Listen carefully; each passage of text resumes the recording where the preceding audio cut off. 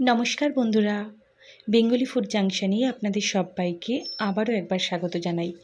আজকে আমি নিয়ে এসেছি আপনাদের জন্য চিকেনের একটি রেসিপি। চিকেনের বিভিন্ন আইটেম আমরা প্রত্যেকেই কম বেশি খুবই পছন্দ করি, কিন্তু আজকে আমি আপনাদের জন্য এনেছি দারুণ স্বাদের চিকেন কষা।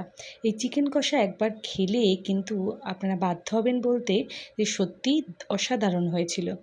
এই চিকেন কষা আপনারা ভাতের সাথে, ফ্রাইড রাইসের সাথে যেমন খেতে পারেন, যেমন রুটি, পরোটা, নানের সাথেও খেতে পারেন। আজকে আমি কিভাবে চিকেন কষা রেসিপি তৈরি করেছি সেটি আজকে শেয়ার করব। আর যদি আপনাদের আমার রেসিপি ভালো লাগে তাহলে একটি লাইক, কমেন্ট ও শেয়ার করতে ভুলবেন না। আর আপনারা যদি আমার চ্যানেল আজকে নতুন ভিজিট করেন আর চ্যানেলটি ভালো লেগে থাকে তাহলে চ্যানেলটি সাবস্ক্রাইব করে পাশে থাকা বেল বাটনটি চাপ দিয়ে দেবেন। তাহলে আমি যখনই কোনো নতুন রেসিপি দেবো আপনারা খুব সহজেই দেখে নিতে পারবেন।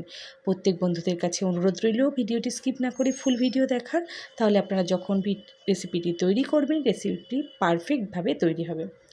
লোভনীয় এই চিকেন কষা তৈরি করতে আমি যা যা নিয়েছি সেগুলো হলো, এখানে আমি 7 থেকে 800 গ্রাম মতো চিকেন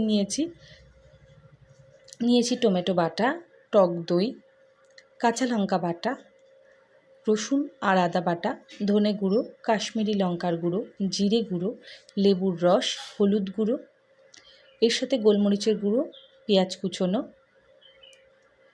আজকের চিকেন কষাটা কিন্তু অসাধারণ হয়েছিল খেতে। চলুন স্টার্ট করি ম্যারিনেশন দিয়ে। প্রথমে চিকেনটি আমি ভালো করে ধুয়ে রেখেছিলাম। এরপর একে একে সামান্য লবণ, হলুদ, কাশ্মীরি লঙ্কার গুঁড়ো, টক দই, এখানে আমি 2 থেকে 3 চামচ মতো টক দই ব্যবহার করেছি। এরপর দিয়ে দিচ্ছি লেবুর রস। লেবুর রস এখানে হাফ চামচ মতো দিয়ে দিচ্ছি, হাফ চামচেরও কম গোলমরিচ গুঁড়ো, 1 চামচ মতো আদা ও রসুন বাটা, 1 চামচ মতো কাঁচা লঙ্কা বাটা, দিয়ে দিচ্ছি পরিমাণ মতো সর্ষের তেল। এখানে 3 টেবিল চামচ মতো আমি সর্ষের তেল ব্যবহার করেছি। এরপর সব কিছু দিয়ে আমি ভালো করে মাখিয়ে নেব। অনেক সময় চিকেন থেকে একটা বাজে স্মেল বেরোয়, তার জন্য আমি এখানে লেবুর রসটি ব্যবহার করেছি, তাতে চিকেনের বাজে স্মেলটি চলে যাবে। ম্যারিনেশন করে আমি ঢাকা দিয়ে রেখে দিয়েছি। অন্যদিকে আমি এবার গ্রেভিটা করে নিচ্ছি। এখানে কড়াইতে সর্ষের তেল দিয়ে তাতে জিরে, গোটা গরম মশলা ফোড়ন দিয়ে কেটে রাখা পেঁয়াজ দিয়ে দিচ্ছি। এখানে আমি 250 গ্রাম মতো পেঁয়াজ কুচিয়ে রেখেছি।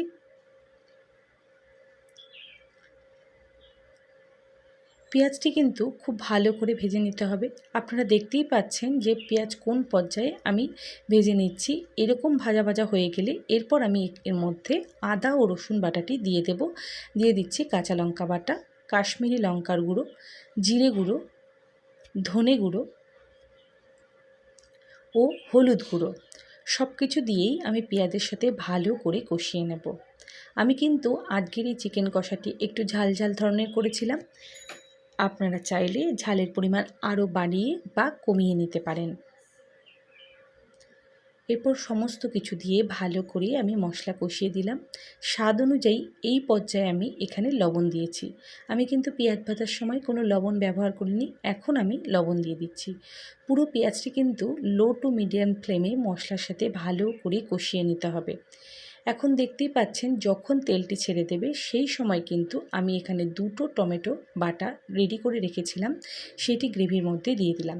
এবার টমেটো দিয়ে আরও 5 মিনিট মতো আমি ভালো করে লো টু মিডিয়াম ফ্লেমে কষিয়ে নেব। এইভাবে ভালো করে কষিয়ে নিতে হবে। যখন দেখবেন পুরো গ্রেভিটি রেডি হয়ে গিয়েছে এবং তেল ছেড়ে দিচ্ছে, সেই পর্যায়ে এখানে আমি ম্যারিনেট করা চিকেনটি দিয়ে দেব। এরপর চিকেন দিয়ে ভালো করে আমি কষিয়ে নিচ্ছি। আজকের এই চিকেন কষাতে কিন্তু আমি কোনো রকম জল ব্যবহার করব না।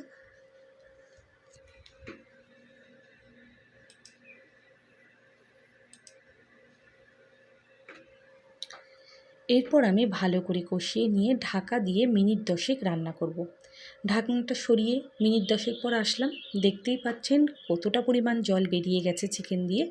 এরপর আমি আরও একবার ভালো করে কষিয়ে নিচ্ছি। এইভাবেই কষিয়ে কষিয়ে ঢাকা দিয়ে দিয়ে আমি আজকের পুরো চিকেন কষাটি রান্না করে নেব এবং এর কালারটি কিন্তু পুরোপুরি সুন্দরভাবে কালচে হয়ে যাবে।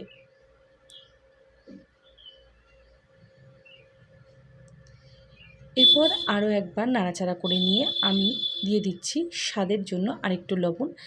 আমি একটু ঝোলটি টেস্ট করেছিলাম, লবণের পরিমাণটি একটু কম মনে হয়, আমি এখানে আরেকটু লবণ অ্যাড করে নিয়েছি।